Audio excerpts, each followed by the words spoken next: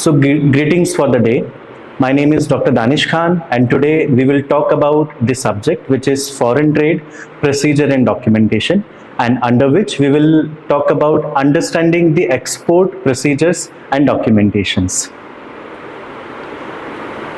So first start with the terminology, which is foreign trade, introduction to the foreign trade. That means the exchange of goods and services across the international boundaries. इसका मतलब ये हुआ कि जब भी आप कोई भी पर्टिकुलर प्रोडक्ट को outside the boundaries of your country जब आप सेल करते हैं या एक्सचेंज करते हैं, उस प्रोसेस को हम लोग यहाँ पे बोल रहे हैं foreign trade. So basically we have two types of foreign trade. The one is export, second one is import, and the third type is entreport, which is also known as re-export. So एक एक बार में हम लोग तीनों चीज़ों को यहाँ पे टर्म्स को समझ लेते हैं. Export means what? Selling goods to another country. Import means what? Buying goods from another country. And entrepot is जब आप कोई भी पर्टिकुलर प्रोडक्ट को इंपोर्ट करते हो, बट यहाँ पे पर्पस आपका होम कंजम्पशन नहीं है, आपका पर्पस यहाँ पे उसको वापस से कुछ एड ऑन्स करके री एक्सपोर्ट कर देना, which is known as entrepot. So basically for a country, export and import या फिर foreign trade, why it is important? So it is important because it boosts the economic development. It also provides the access to foreign markets. जो भी आपके domestic industries हैं, वो foreign markets के पास जाके अलग अलग तरीके से ट्रेड कर सकते हैं, है ना, और कई सारे मार्केट अपॉर्चुनिटीज को एक्सप्लोर कर सकते हैं.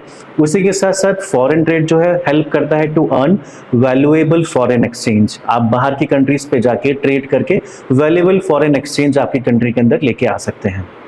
Now the next is what is export trade, because in this video we will study the export procedure and documentation. So we need to study first what do you mean by export trade. So basically it involves the selling of domestically produced goods or services to a buyer in another country. That means आपकी country में, आपकी home country में जो भी product आपने produce किया है, उसको outside the boundaries of your country आप लोग डील करने वाले हैं, सेल करने वाले हैं उस बायर को जो कि आपकी कंट्री से बाहर है. उस पर्टिकुलर प्रोसेस को हम लोग यहाँ पे फॉरेन ट्रेड बोल रहे हैं. सो बेसिकली फॉरेन ट्रेड भी दो टाइप से होता है, direct exports and indirect exports. So basically direct export means exporter sells directly to the foreign buyers. That means कि मैंने डायरेक्टली फॉरेन बायर्स को आइडेंटिफाई किया, उनके साथ नेगोशिएशन किया और डायरेक्टली मैं उनको डील कर रहा हूँ, उनको एक्सपोर्ट कर रहा हूँ और वहाँ से मैं पैसे यहाँ पे लेकर आ रहा हूँ. उसी के साथ साथ यहाँ पे आप लोग इंटरमीडियरीज को भी ऐड कर सकते हो, which is includes in indirect exports, जहाँ पे आप लोग कुछ हाउस एजेंट्स हैं या फिर एक्सपोर्ट हाउसेस है, वहाँ से आप लोग डील कर सकते हैं और उन लोगों को आप लोग अपना प्रोडक्ट जो है डील करेंगे, देन वो लोग वहाँ के जो लोकल बायर्स होंगे उनको सेल करेंगे. सो यहाँ पे हमारे पास दो ऑप्शंस होंगे फॉरेन ट्रेड के लिए, जिसमें कि एक्सपोर्ट ट्रेड में direct exports and indirect exports.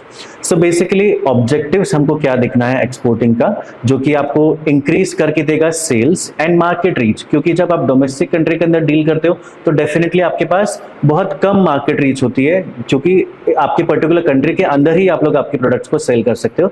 But in case of exports आप डेफिनेटली आपके मार्केट रीच को इंक्रीज कर सकते हो, अलग अलग मार्केट्स को एक्सप्लोर कर सकते हो और उसी के साथ आपकी जो एग्जिस्टिंग सेल्स है उसको भी बहुत ज्यादा काफी हद तक इंक्रीज कर पाएंगे.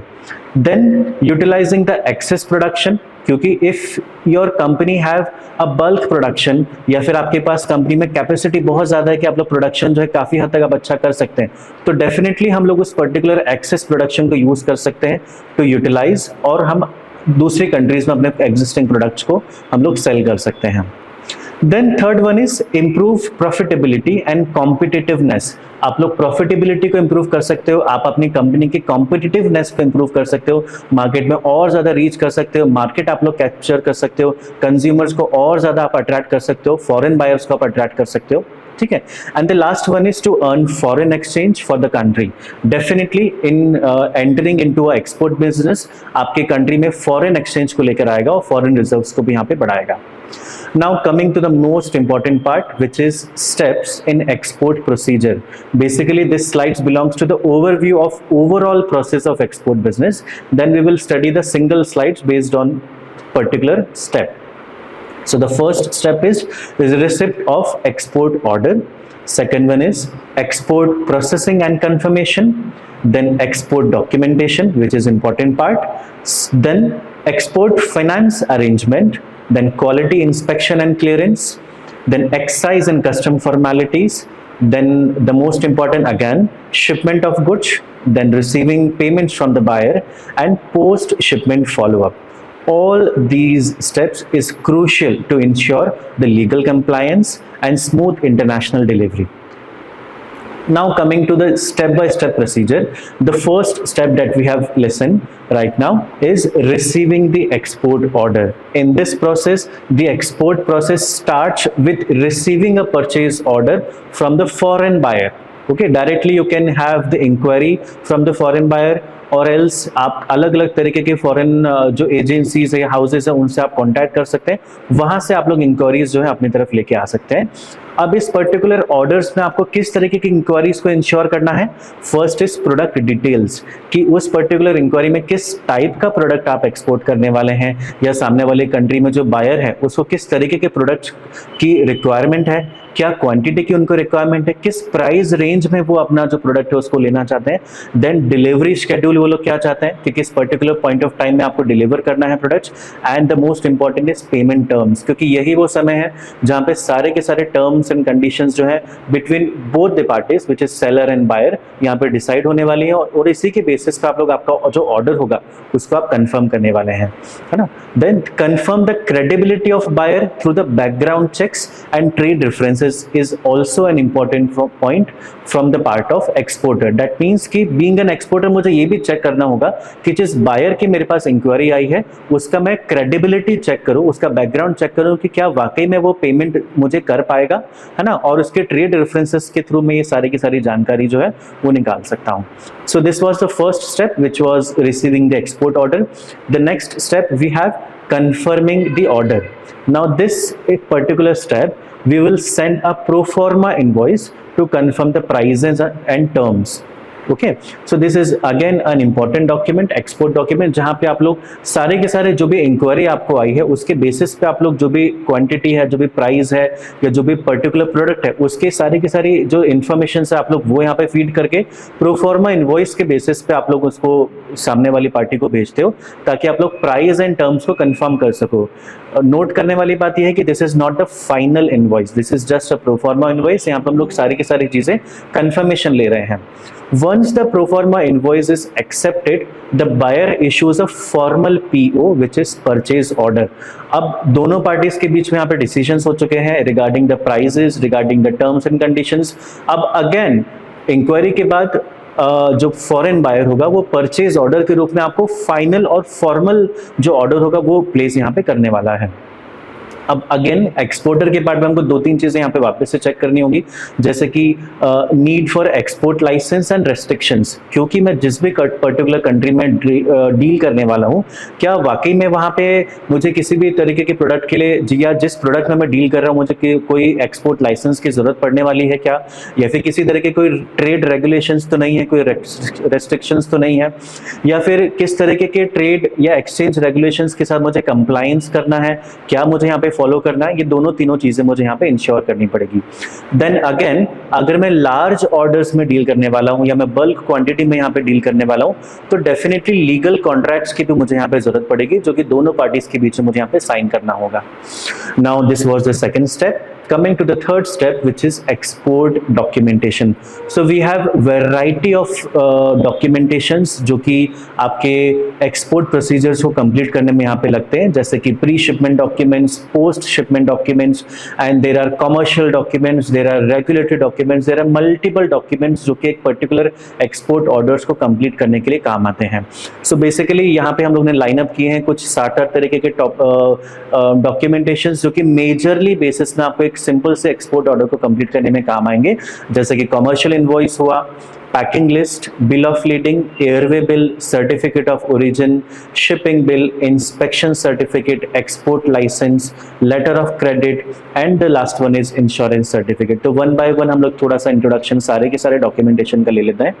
सो द कमर्शियल इनवॉइस, जैसे कि हमने रिसेंटली अभी डिस्कस किया pro forma invoice. So based on the pro forma invoice and purchase order, final जो यहाँ पे इनवॉइस बनेगी जब शिपमेंट यहाँ पे चालू हो जाएगा, तो शिपमेंट के साथ में जो एक्सपोर्टर है अपने इंपोर्टर को कॉमर्शियल इनवॉइस यहाँ पे भेजेगा, जिसके अंदर सारी की सारी डिटेल्स होंगी regarding the goods, regarding the quantity and regarding the terms and conditions includes the pricings of the goods. Okay, so this is known as commercial invoice. Then packing list, in this detailed list of contents in each package. एक particular package के अंदर क्या क्या तरीके के जो goods हैं वो यहाँ पे अंदर आप रखे हुए हैं, तो वो सारे के सारे डिटेल्स यहाँ पे आप रखने वाले हो.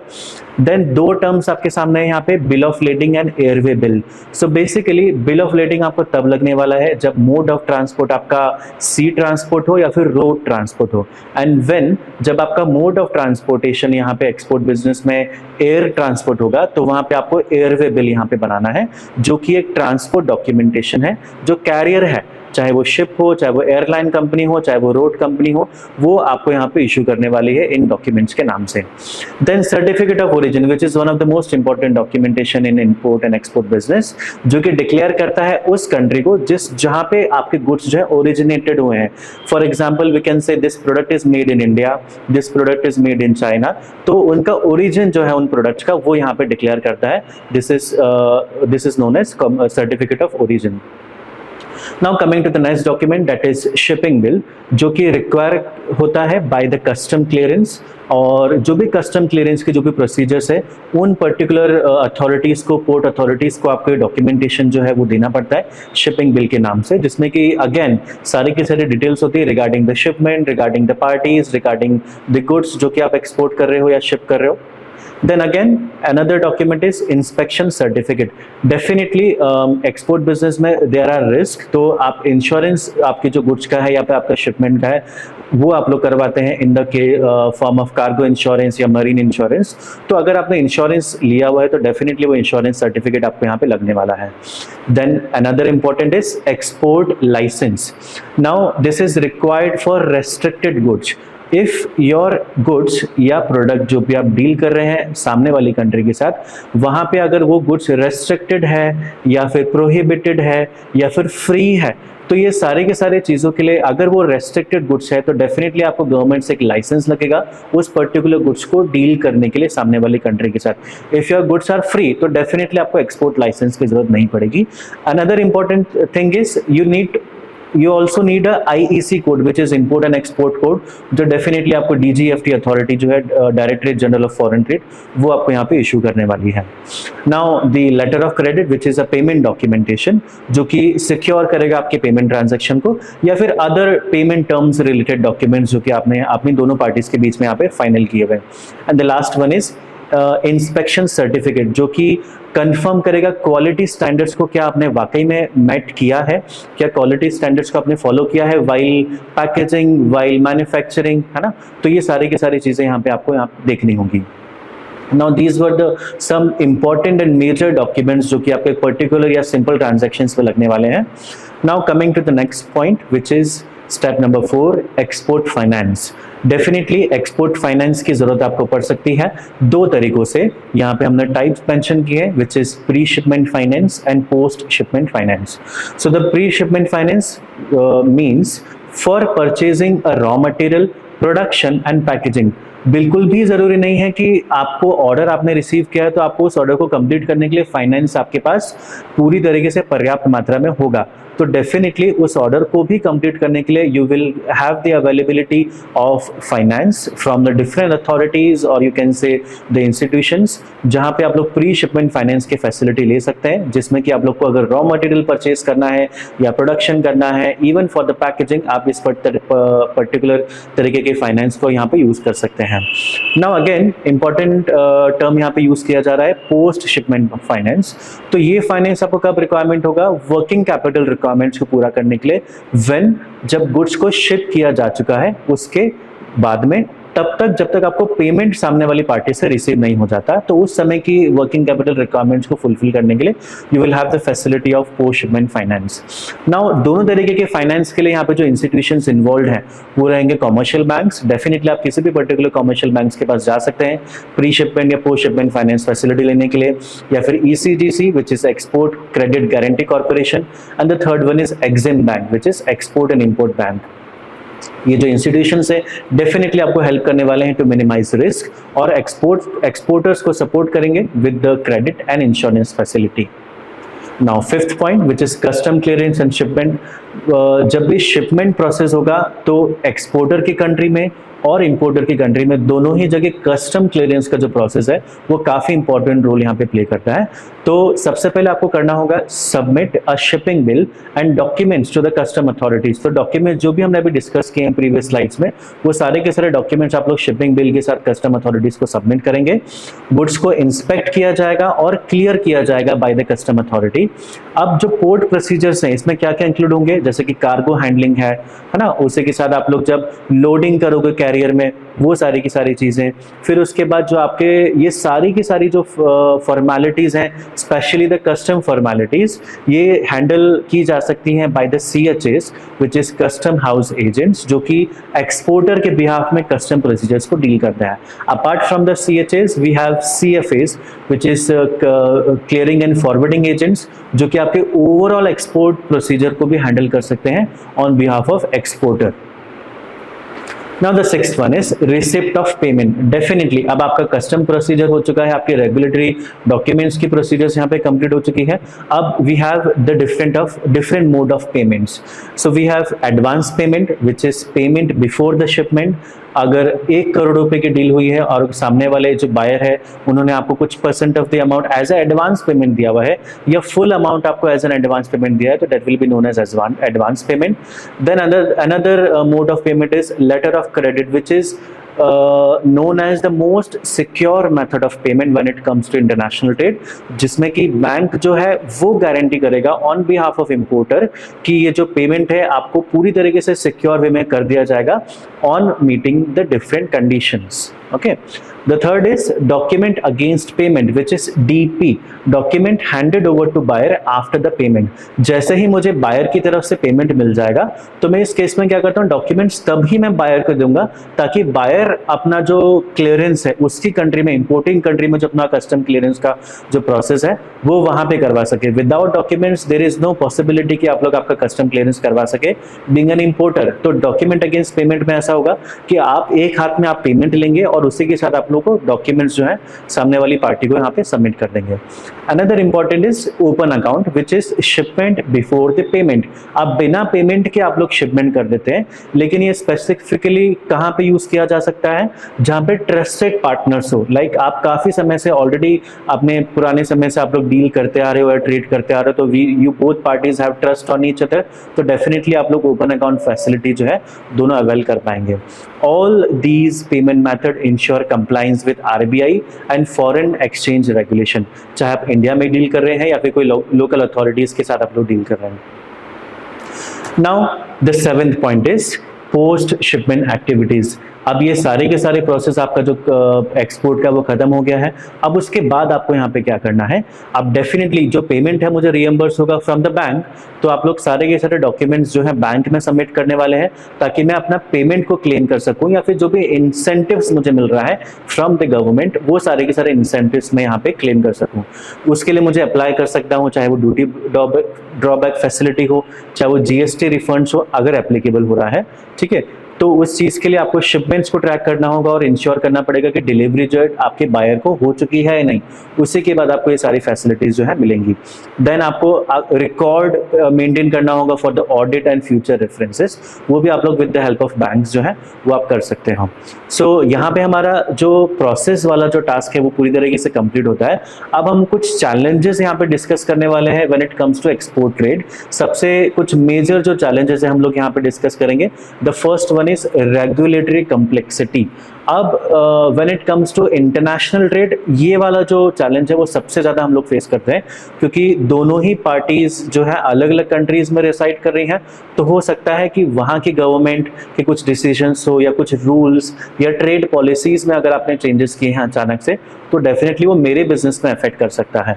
Okay, then the currency risk, again this exchange fluctuation rates जो है वो time to time based on the different market conditions आपके रेट्स जो है वो फ्लक्चुएट होते रहेंगे और डेफिनेटली ये आपको अफेक्ट करेंगे आपके बिजनेस में। देन लॉजिस्टिक्स डिलेज, सबसे पहले तो इसमें दो चीजें आती हैं, पोर्ट कंजेशंस और carrier issues. Port congestions means what, कि अगर आपका पोर्ट की ही जो कैपेबिलिटी है वो इतने सारे बल्क ऑर्डर्स को हैंडल करने की नहीं है, वहां पे अगर आप लोग डिले फेस कर रहे हो तो this will be known as port congestions. और कैरियर इश्यूज, आपको अगर लोडिंग या अनलोडिंग करने में अगर आपको समय यहाँ पे ज्यादा लग रहा है तो that will be known as carrier issues. Then the second last one is quality issues. Definitely when it comes to international trade तो आपको क्वालिटी स्टैंडर्ड्स के बारे में काफी ज्यादा ध्यान रखना पड़ता है, चाहे वो मैन्युफैक्चरिंग हो, चाहे वो प्रोडक्ट क्वालिटी की बात हो, even for the packaging quality, क्योंकि यहाँ पे आप लोग इंटरनेशनल स्टैंडर्ड्स के हिसाब से ही आप लोग पैकेजिंग करेंगे, उसके बाद ही आप लोग अपना जो प्रोडक्ट है उसको एक्सपोर्ट कर पाएंगे। तो last one is political risk. अलग अलग तरीके के सैंक्शंस हो रहे हैं, अगर वॉर्स हो रहे हैं या अनस्टेबल रीजन्स के कारण अगर आप दोनों कंट्रीज के बीच में जो ट्रेड रिलेशंस है अगर वो अफेक्ट होंगे तो डेफिनेटली आपका ट्रेड जो प्रोसेस है, ये एक्सपोर्ट प्रोसेस है, वो भी आपका अफेक्ट होने वाला है। तो these were all about challenges in export trade. Now the last one is a summary that we have studied today. So the export involves systematic procedures from the order to payment. अब इस particular session के बाद हमको इतना तो समझ में आ गया है कि जो एक्सपोर्ट प्रोसेस है वो एक सिस्टमेटिक प्रोसेस है। आप चाहे ऑर्डर से लेके पेमेंट तक के प्रोसेस आप देखेंगे, पूरे के पूरे सिस्टम्स, फॉर्मेलिटीज, डॉक्यूमेंटेशंस और सारे के सारे प्रोसीजर्स हैं विच इज प्री डिफाइंड और सिस्टमैटिक, है ना। Then correct documentation is vital for customs and legal compliance. अब हमको ये भी समझ में आया कि for concluding the successful export order यहाँ पे करेक्ट डॉक्यूमेंटेशन का होना बहुत ज़्यादा ज़रूरी है, चाहे वो आपकी लीगल कंप्लायंस को फुलफिल करने के लिए हो, चाहे वो कस्टम फॉर्मेलिटीज़ को पूरा करने के लिए हो। तो अगर करेक्ट डॉक्यूमेंटेशन आपने बनाए हैं तो डेफिनेटली ये सारी की सारी परेशानियों को आप लोग बहुत आसानी से हल कर लेंगे। Then export finance and government support help mitigate risk. अब ये पूरे के पूरे एक्सपोर्ट प्रोसीजर में हमको दो चीजें और समझ में आती हैं कि जो एक्सपोर्ट फाइनेंस और गवर्नमेंट का जो सपोर्ट है विद डिफरेंट टैरिफ रेट्स या फिर एक्सपोर्ट इंसेंटिव्स या फिर financing facilities even by the EXIM bank और आरबीआई, है ना। तो ये सारी की सारी चीजें आपको रिस्क को मिटिगेट करने में, कम करने में और आपको हेल्प करने वाली हैं। Then a successful export requires coordination. Okay, ये पूरा का पूरा जो एक्सपोर्ट ऑर्डर है इसमें आपको कोऑर्डिनेशन की बहुत ज्यादा रिक्वायरमेंट होगी, जहां पे आपको क्वालिटी या टाइमली एग्जीक्यूशंस का भी यहाँ पे आपको ध्यान रखना होगा। So this is all about today's session which is export procedure and documentation. Thank you so much.